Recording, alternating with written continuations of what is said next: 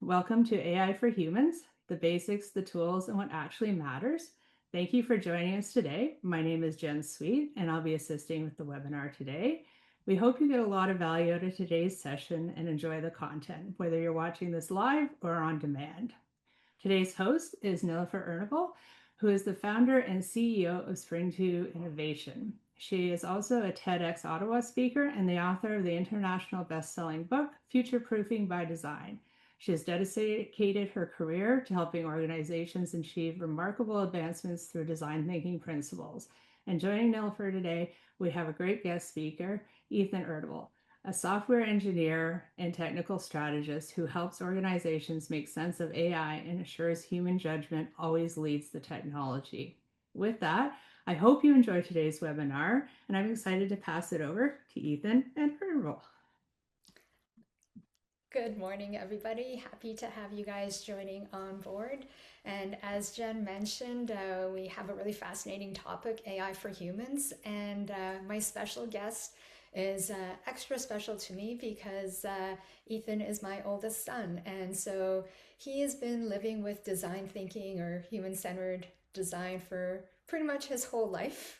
And as he's taken on a more technical path in his career, he's able to combine both AI and the human-centered perspective of it. And so we have a really exciting session lined up. It's a really broad topic. And so as we start to open up and chat with you a little bit more, feel free to write comments in the chat, and we'll also make sure that we have enough time at the end for Q&A. So feel free to write things into the Q&A and we'll get to them at the very end.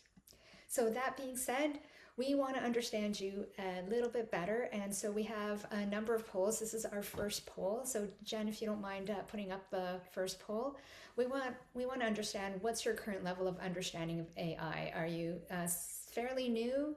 Are you a beginner, intermediate, or an expert?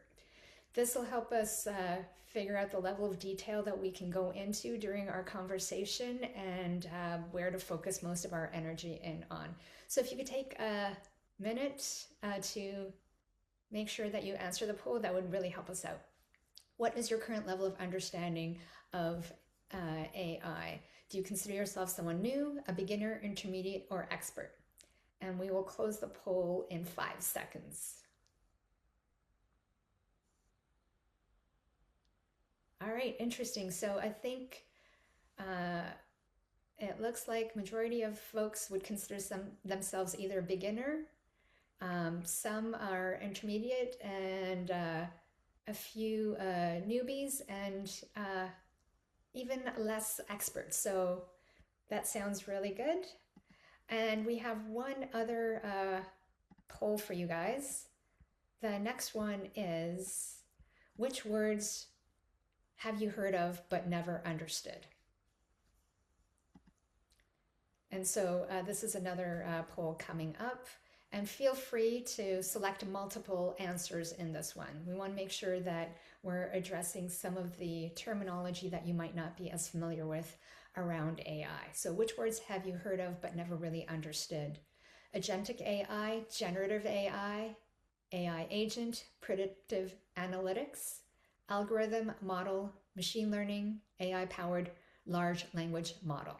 So feel free to select as many as you want, and we'll make sure that we try to address the top 3 terms that people aren't as familiar with. And I think part of the challenge with AI and human-centered design and looking at things from a human perspective is making sure that everyone understands the terms. And with so many terms out there, it's really hard to get everyone on the same page when some of these terms can sound scary to folks.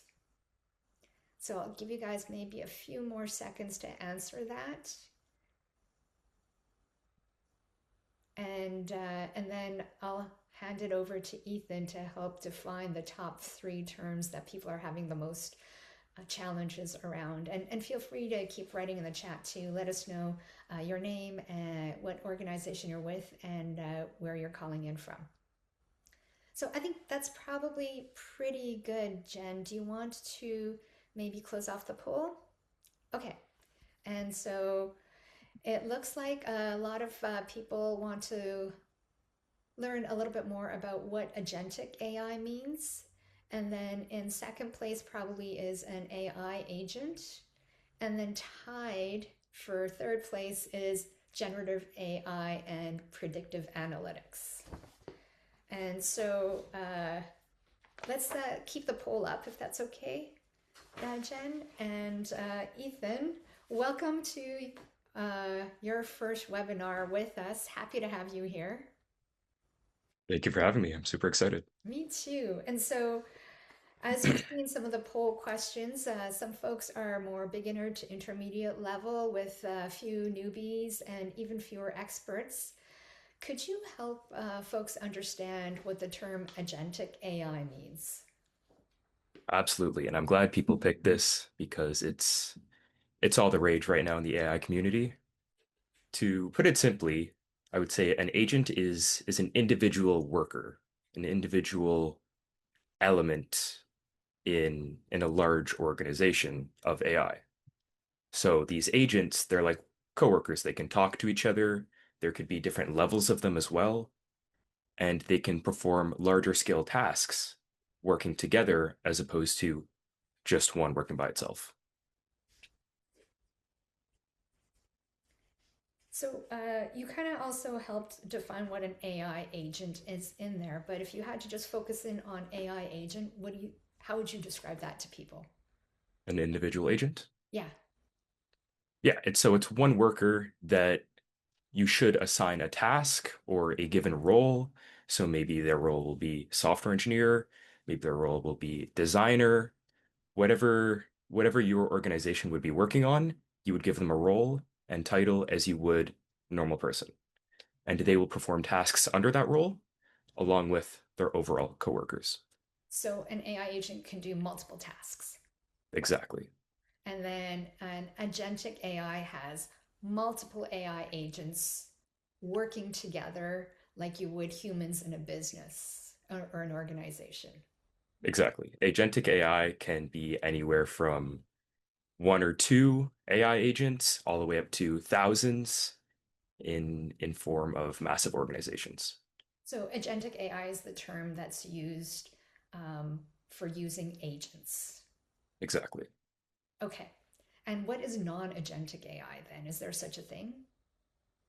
Somewhat. All AI is mostly agentic, but more so when you're in, let's say, ChatGPT and you're going to ask a question, that would be non-agentic AI. You're just asking one person, even if you give them a role, you're just asking one individual AI.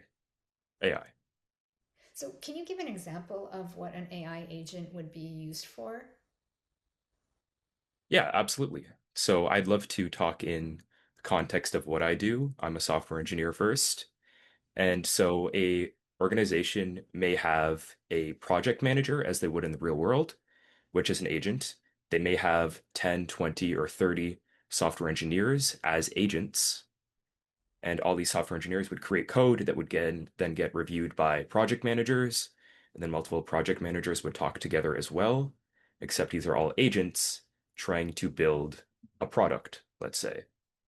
And it works much better because you can have 50 times the processing power. And also, each agent keeps each other in check to make sure they're not going off topic. Yeah, so it really is like working in an organization where an agent represents a person and they do a whole bunch of different tasks. But then when it's an agentic AI, it has a whole bunch of agents working together and keeping each other accountable and understanding what they each need to do. Okay, Absolutely. that's a lot, which is great. The other two terms that people selected that got tied is generative AI and then the predictive analytics. So let's start out with the generative AI. Yeah. So generative AI is in context of agents, it's one agent or one AI, which is created to try and guess the next best word. It's trying to generate the next word in a sentence based off all of the language it was initially trained on. So it's trying to guess the next word or thing it has to do. Exactly. Okay, fantastic. And then how about predictive analytics? Yeah. So predictive analytics, you could use, let's say, a data scientist agent in this instance, and it's where you might have a bunch of data, whether that is revenue, whether it's data points about real humans, and you can feed it into either certain algorithms or an agentic network, and you can get predictions on what will happen. This is also something I've built before and something that tends to be super helpful in basically every instance ever. Okay, fantastic. Thank you so much. Um, and I'm going to stop sharing the definitions. Folks in the chat are asking if they'd be able to get copies of the definitions. We will have the webinar available to you within the next couple of days, and we'll send you a link to it. And so feel free to rewatch the webinar. And if you do have any questions around AI or the human side of AI, feel free to reach out to us at any point. Either mention you have questions for me or for Ethan, and we'll be really happy to answer those for you. I know there's a lot of terms, and especially if you're not as technical, it's a lot to process all at once. Ethan, you're doing a fantastic job of describing these. And if you're looking for additional information on each of these types, we'll go in a little bit more detail in a second here. So Ethan, maybe you can run us through what is AI and what it's not. Yeah, definitely.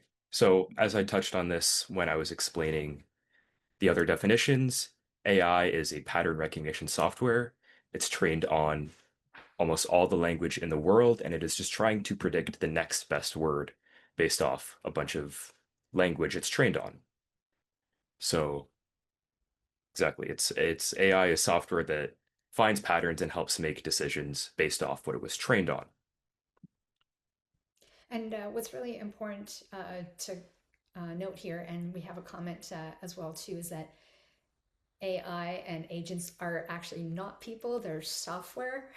And so we were trying to analyze, do an analogy, but at the heart of it, AI is technology that people have programmed. Yeah, exactly. And so AI is not conscious, it's not human, it doesn't have emotions, it's not self aware, and it's definitely not a replacement for people. So it's a tool, fast pattern recognition, and it's basically an assistant. And being in the business of humans and looking at all things around the world, complex problems, and technology too from a people perspective, it's really important to recognize that people are just an addition to AI is an addition to help people do what they do best, and that's thinking. And Yep. so, And then, yeah, go ahead. sorry, go ahead. Yeah. I was going to say to go into the next point, based off what you're saying, AI is not conscious. It's not emotional. These are all the main downfalls of AI, where you might need a human in the loop. Leading into the next point, it's not a replacement at all. It's a tool. It's meant to be helpful. There's no ethics in AI. It can't really think. It can only predict the next word, which is why AI can handle really well repetition, scale, and speed, but not judgment or ethics or relationships at all. Amazing. Thank you. We have another poll for you guys as we're getting ready to get even into a deeper dive into this. What's the primary technical barrier in your organization to adopting AI? And for this one, you get to select one of them. Is it that our existing software systems are too old to integrate with new technology? We don't have internal expertise to build or manage custom solutions. We're concerned about long-term costs and maintenance of custom development. We're still identifying the best specific use cases to begin implementation. We're not clear on the policy for adopting AI, or there are no barriers and we're adopting. So if you could take a minute to answer that poll question, that would really help us out in navigating how to handle some of these topics that are really broad.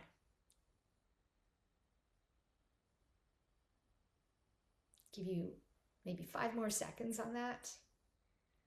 What are the primary technical barriers to adoption? All right, let's end the poll and share the results. And so I love seeing that most people are saying that there are no barriers and they're adopting AI, which is fantastic. And we're actually also going to talk about some platforms that you can use. But in second place is that we're still identifying the best places for using AI. And then in third place is we don't have the internal expertise in order to build or manage custom solutions. And so that's really fair. But I love that there's majority of people are saying that there are no barriers to adopting AI.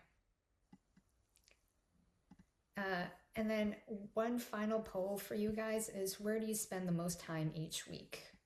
Are you attending meetings and generating summaries or minutes, drafting and editing long form reports, memos, correspondences, reading and extracting key data points from lengthy documents, organizing and cleaning data with spreadsheets or legacy databases? And if it doesn't belong in any one of those, feel free to make sure that you're writing it in the chat so that we can understand how to direct some of this. And Ethan, as people are filling that out, can you talk maybe a little bit about some popular AI platforms that people may or may not be familiar with, and then maybe touch a little bit on what are each one of these better for and when to use what? Yeah, absolutely. So I would love to begin with the one you are probably all familiar with, which is ChatGPT. It's the one I use probably most often and I find super helpful. It's really good for brainstorming. The reasoning on all of their models tends to be very, very solid. And even writing code, if any of you do that as well, using their Codex model, works super well. But if you might want to go into writing more, Claude is where you want to be. So it's the model by Anthropic. It is called Claude. There are different models. There's Haiku, Opus, etc. And that is best for human sounding writing. So if you're trying to draft an email, draft a proposal, you're going to want to be using Claude. And Claude is also the main competitor with ChatGPT in that they're putting out models constantly. Both of those companies recently just put out their latest model, I believe last week. So it's super up to date. And And so, then, yeah, yep, go ahead. no, go ahead. Yeah, you were going to do one more? Yeah, I was going to talk about Gemini. Yes. Okay, awesome. Gemini is also a great model. It's really good for reasoning as well as ChatGPT. It can reason forever. It's really good for creating agents. And I don't know if any of you have used it, but it's really good for creating images as well. They have the Nano Banana model, super good. So if you want to create slideshows or Photoshop images or even video, amazing for that. Fantastic. And some of the comments that we were getting is that sometimes there's security issues, and a lot of folks that are in our webinar work in large organizations where they're limited in terms of how much AI and what type of AI they can use in their environment. So I think a lot of people are familiar with Microsoft's Copilot. So can you talk a little bit about Copilot as well? Yep. So Copilot's great and used by all these organizations because it's super safe, right? Your data is not going anywhere, it's not getting sold, and it's really reliable. But it's definitely not cutting edge. You're not going to get the absolute best output like you may in a Claude or a GPT, but it's super good if you're in an organization that is using confidential information and you don't want that going anywhere. But then I would also ask you to consider hosting a model in-house if you guys don't already do that. There are really good open weight and open models that you can download from the internet. There are great companies like Mistral, like Kimi, like even the DeepSeek labs. And then you can run that locally and they can't access any of your information at all.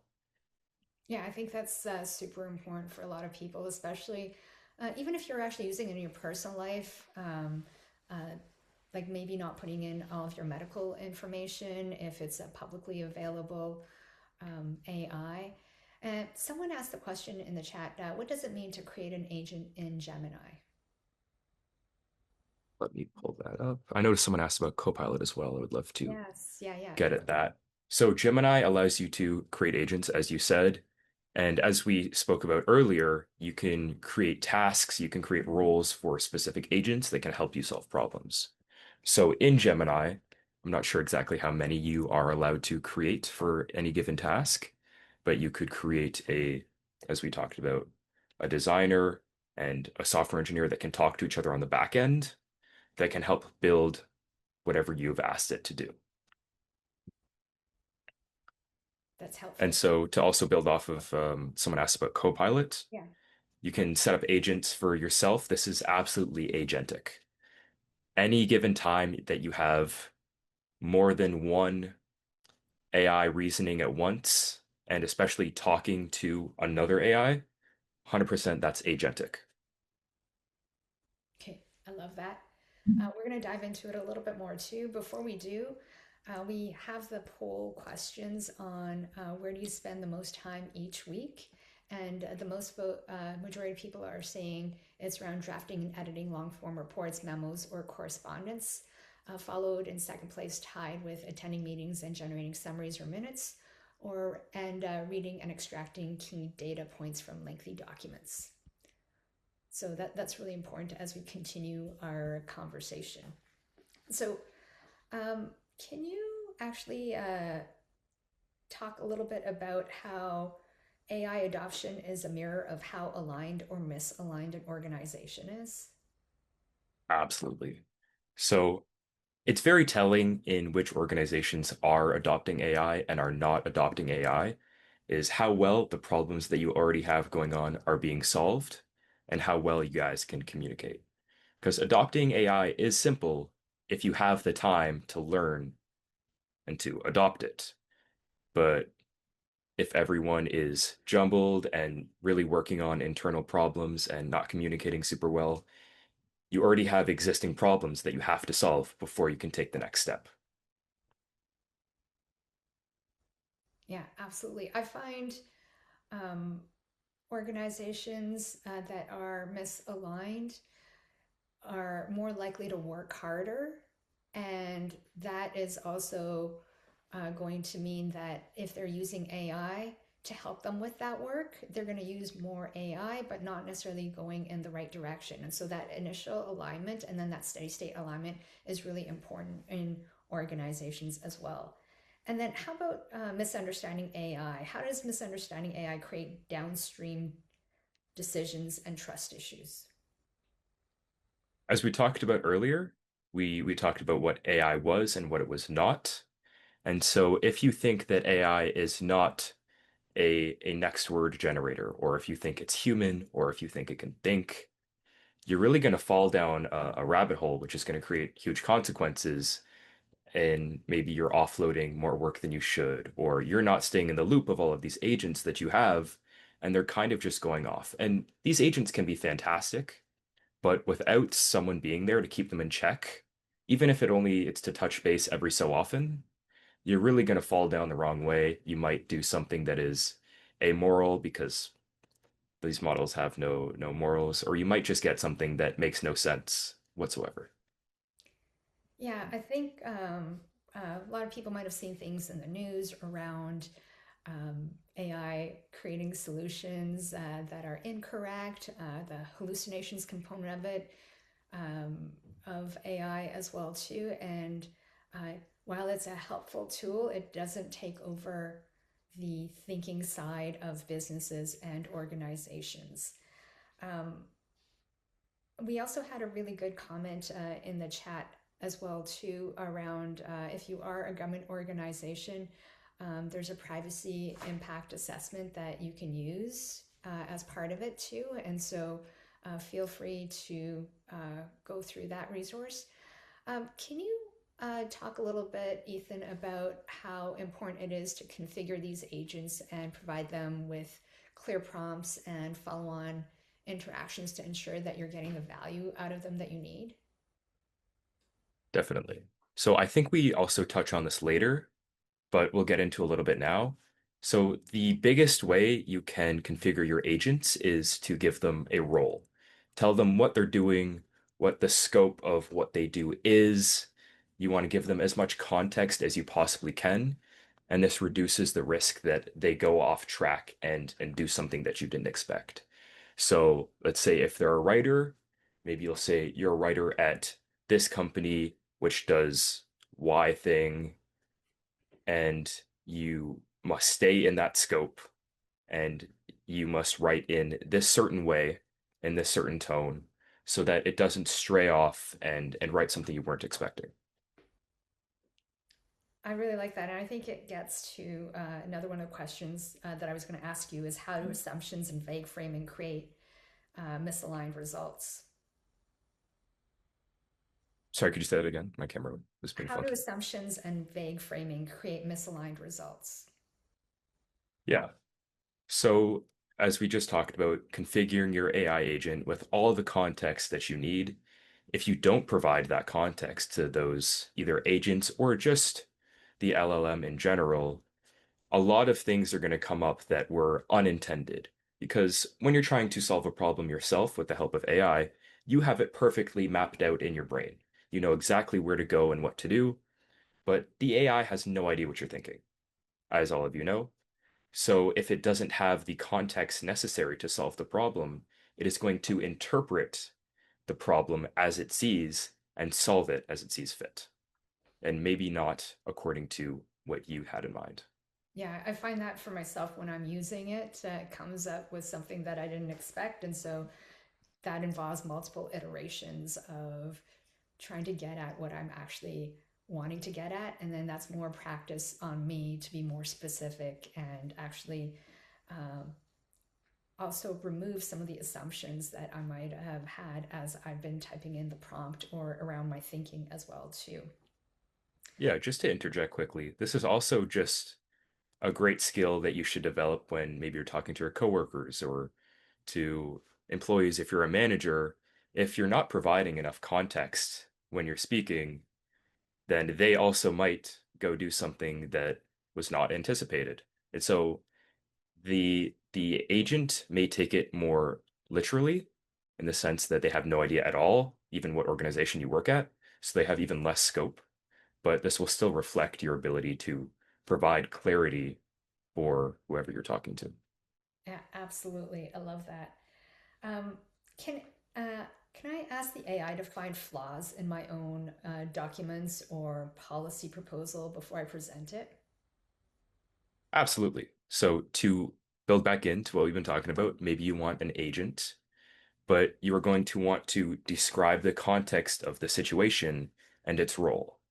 So if you have this proposal, you may want to say that the agent is whoever you were trying to either sell to or to help, and that they should take on that frame of mind and try and look through your problem or your solution to see where things might potentially go wrong or where some people might struggle, to help streamline your idea and to figure out some problems without having to actually talk to your end user.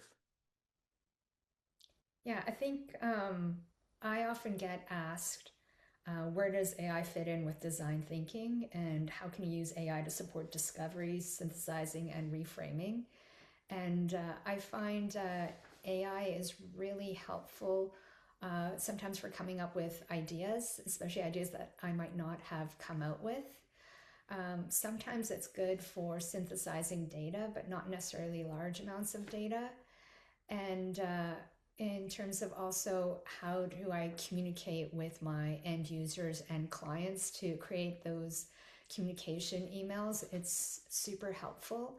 But from an understanding the end users at a deeper level, I personally feel like you need to go out and actually talk to your customers and to your end users. And I know there's software that's being created, and I think Ethan, at least one of your projects you work on helping people simulate people's behaviors, but for things that are brand new that haven't been talked about or new policies, actually talking to humans is the best way to get an idea of what is actually happening and to fully understand nuances around what is actually happening and those customers too. That being said, can I, Ethan, can I take 500 pages of stakeholder feedback and ask for a two-page summary with the main concerns? Yeah, so you definitely can do something like that. Once you're getting up to 500 pages, the information might get a bit lossy, so the model might lose some of the information. So if every single line is super important and super high value stuff, you may not want to do that. The recent models are getting much better. As you get up to a couple hundred pages, you're being able to retain about 76% of all of the information. So you can get really good ideas, but it does get lossy the larger you get. But you can retain the general idea. I love that.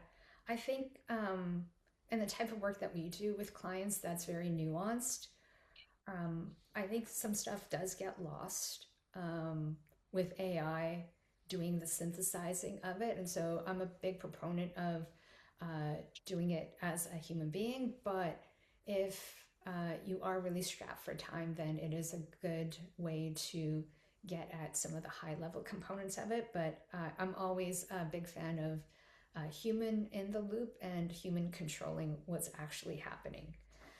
What about to help find errors in things like massive Excel spreadsheets?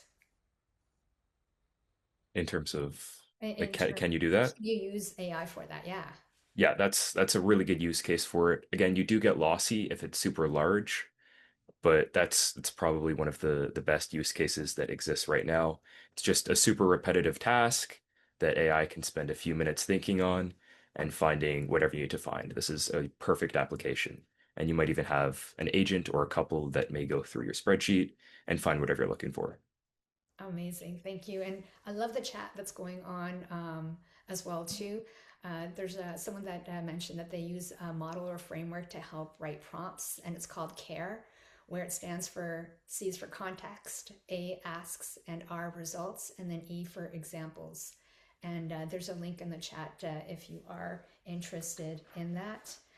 And I love seeing all the Q&As going up in there too. And so we'll get to those in a few minutes. There's two more questions that I definitely want to make sure that I'm asking Ethan. If an organization or department wants to start a small pilot project with an external expert, what does the process look like? Yeah. So that's exactly what I do. That's where someone like me could come in. You could reach out to someone that may be licensed to work inside your organization, and they can build specifically internal tools, but also just integrations into systems you already have. So I saw a lot of people said their systems are way too old, and I think that's nonsense. I think if you're good enough, you can work as much new technology into old systems as you like, as long as you can find the right person. But it's super easy. You could reach out to someone and just have them build a prototype just to see if it could work, or even talk to them about guidance moving forward. So someone like myself would do that. And it's super simple. I like the comment about prototyping as well as and around legacy systems. Most systems, even if they're rather legacy, can be leveraged and have AI working with it. It's just a matter of doing some prototyping and proofs of concept, and folks like Ethan can definitely help out with that. I think the biggest thing that I'm a big proponent of is prototyping and testing on a small scale, and then increasing the scale of it so that you make sure that it's working initially and you're not investing that much time and money into it or effort, and then being able to go from there too. Um, the other question that I want to chat with you about too is, does the whole system need to be modern to use AI, or can we add AI on top of what we already have? And I think you started explaining that, but can you expand on that a little bit more? Yeah, definitely. So obviously, if you already have existing software that does certain things, you can work new concepts into basically any software. But let's say you have maybe like physical paper or much older, there are ways of working that into newer applications, whether that's submitting it through tools, like I've built tools where you can submit documents into it, even like paper documents, you can scan them in and it still works super well. And there's always a way. That's when, again, I would recommend you bring in someone to prototype. Frankly, super inexpensive for something like that too. And even just to talk with you and your organization to see if that's something that would work. Amazing. I love that. And so I am going to start in on the Q&A, and there's still also some comments in the chat that we're going to get at, but just so make sure that we get at all of them. I have more questions for you, Ethan, but let's start in with the Q&A and then get back to them if we have time too. So Copilot, this person's able to set up agents for themselves. Is that agentic? Yeah, definitely. And we answered that one earlier along with the other models we were talking about, but 100% it's agentic. Anything, any two models, even if it's the same model, talking to another instance of it is agentic. That is the pure definition of agents. Okay, amazing. Next question is, since AI answers are becoming more accurate, what are the best ways to fact check AI generated information before using it for business or academic work? So it definitely depends on your level of competency with AI currently. So maybe if you're less comfortable, you'll just want to manually check, just make sure, does this link exist? Does this thing it's referencing exist? Generally, you can just get it to create links and go check it out yourself super quick.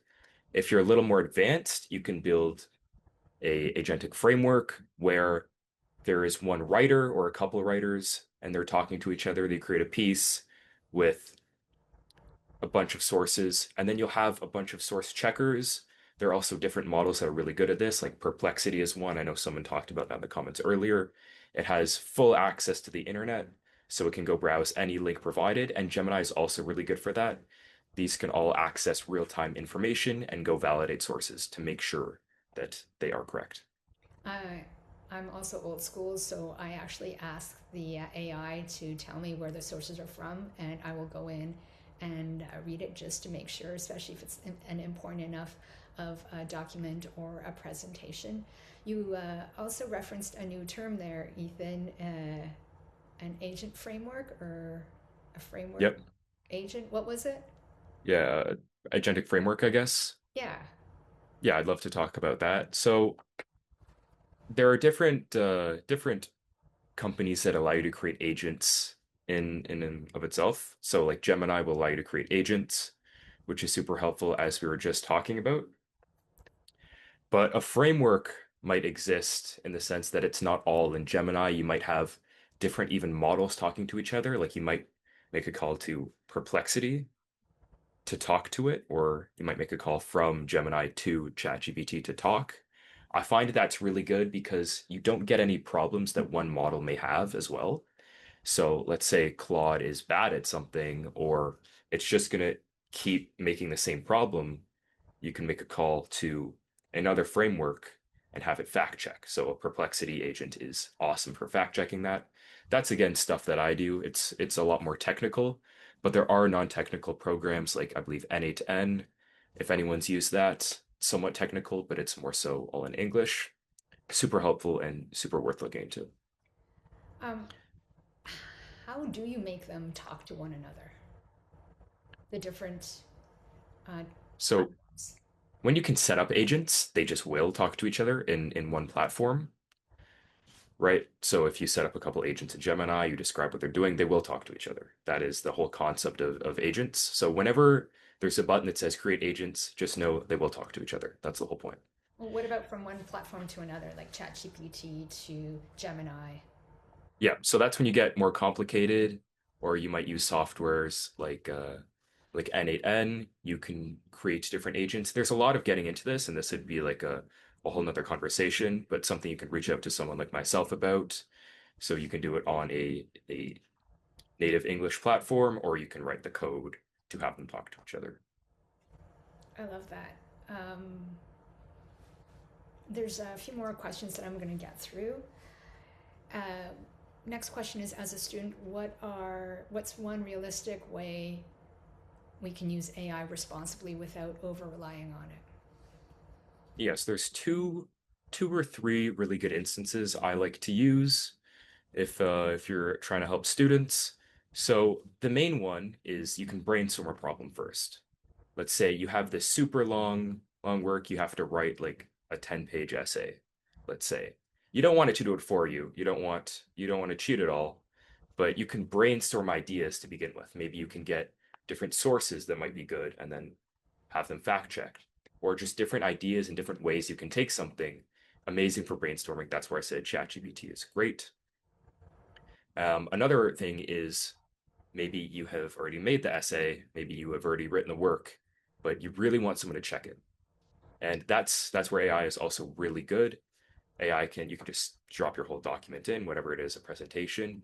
It will review it. You can even provide the role and context that you are a TA or you're a professor grading this paper. What are the first couple things you would look at or problems that stand out to you?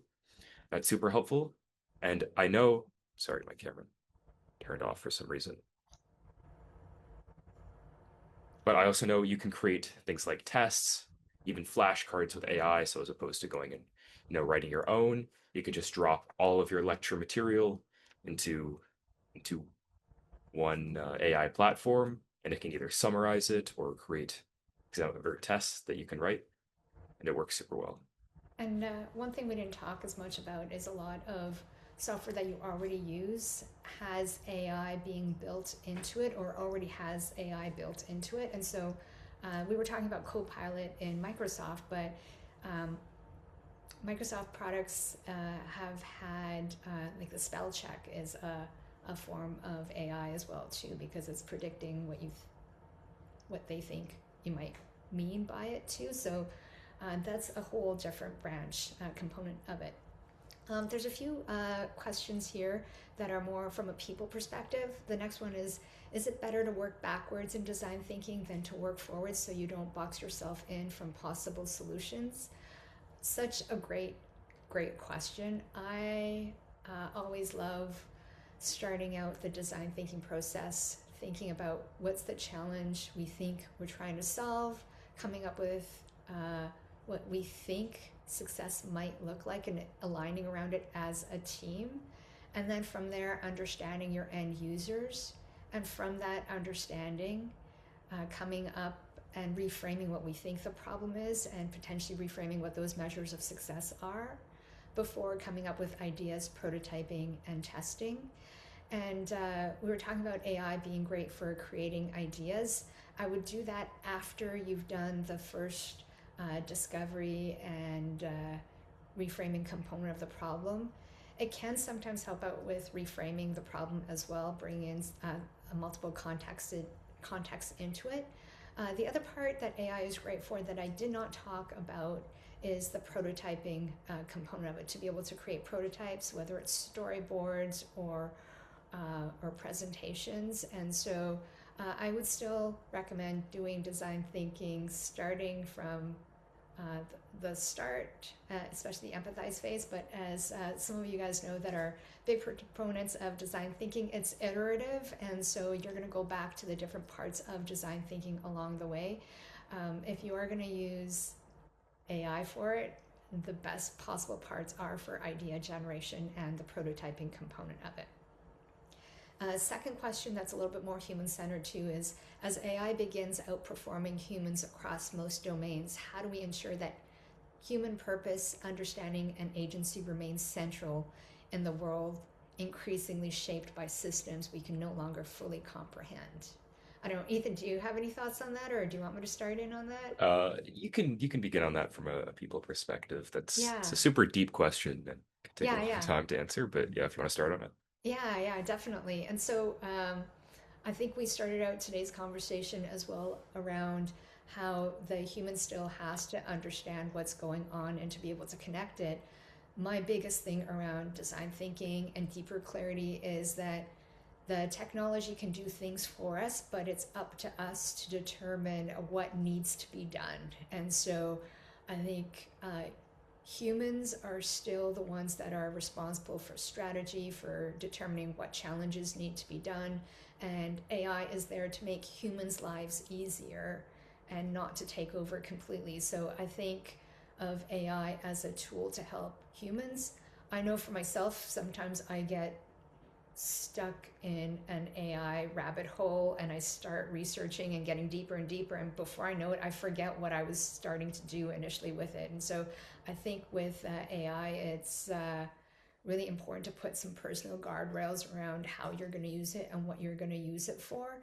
But from an outperforming humans, I think it's AI is there to make our lives better, and there's ways of using it um, so that we can make sure that it's solving problems for us rather. I don't think of it as taking over. What are your thoughts on it, Ethan?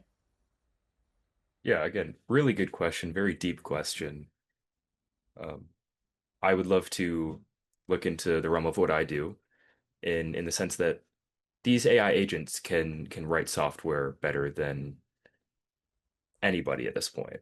Almost anybody, even the best of the best are not writing their own software anymore, but they have just become engineer or like software engineers or computer scientists. They are now workers that then refer to other workers that then refer to you for help and guidance because they're great at writing software. They might be great at writing, but figuring out what software to write or what problem they're solving, that's when they still will need the human in the loop.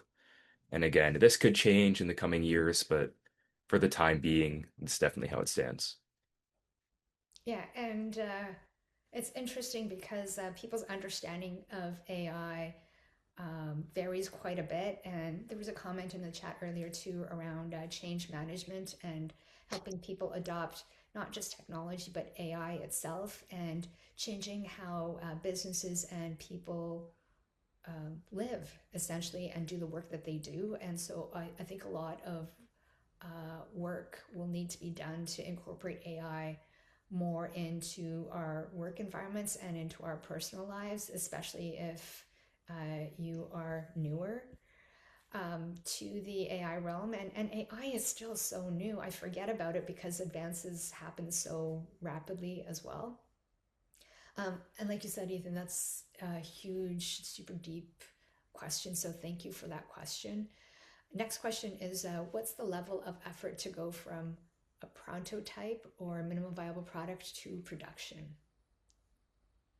Yeah, so that's probably the easiest step in the process, to be honest. The prototype is generally the biggest step. You got to make sure you're asking the right question, you're solving the right problem, and then you figure out how to solve the problem to get to your prototype. And then the prototype to production is quite small, but it's something you're going to iterate on throughout the life cycle of your product because your prototype will solve one problem. It should be able to, from start to end, solve the problem. But then you might want to add features or you might want to approve its ability to solve the problem, improve its ability to incorporate itself into other items. But the main work comes in the prototype and figuring out how you're going to create that prototype.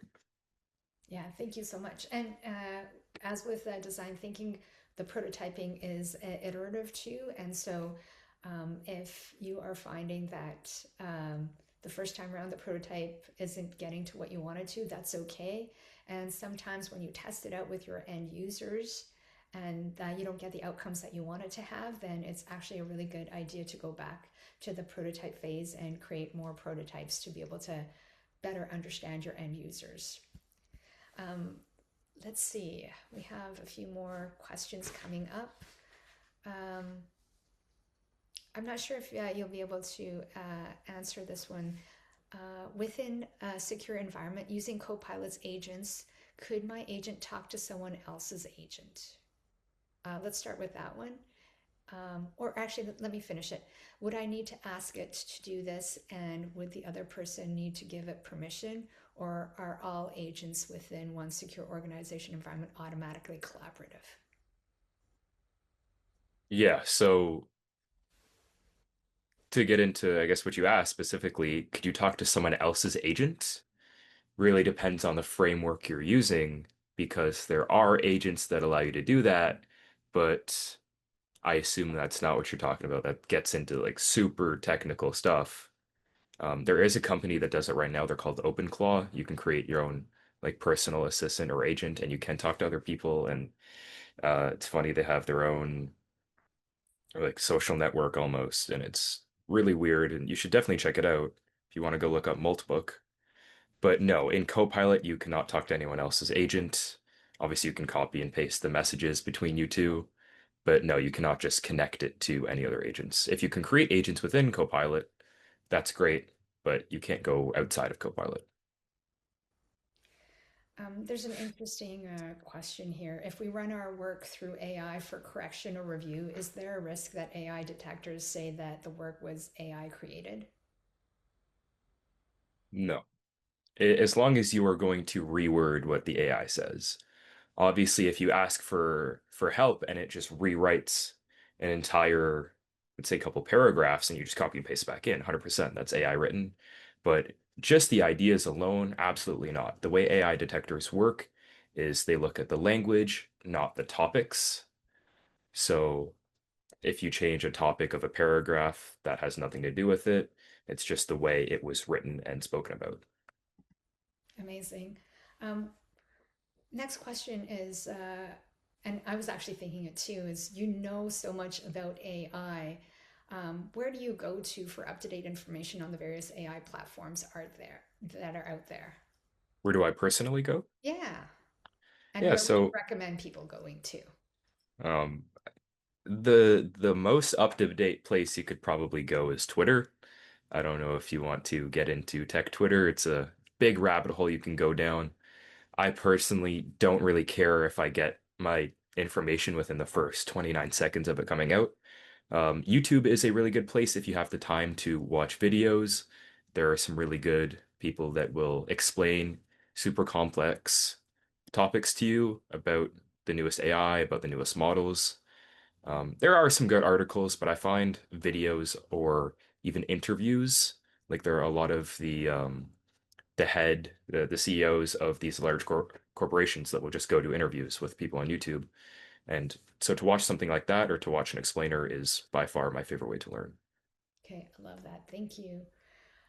Thank you so much, Ethan, for joining us. Just to do a quick wrap up, we have some courses coming up, including after our last webinar on mindset, a new one called Mindset in Action. This is a 2-hour workshop to help people get a little bit better, clearer thinking and better balance and have less friction in their work environments and in their personal lives. We have a lot of design thinking sessions coming up. And for those that are interested, Ethan is available too for some consulting and coaching around AI. Feel free to reach out to Spring to Innovation and we can hook you up.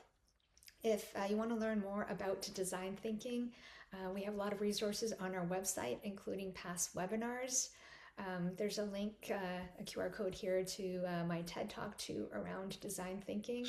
And of course, we have my book, Future Proofing by Design, Creating Better Services and Teams in the Public Sector.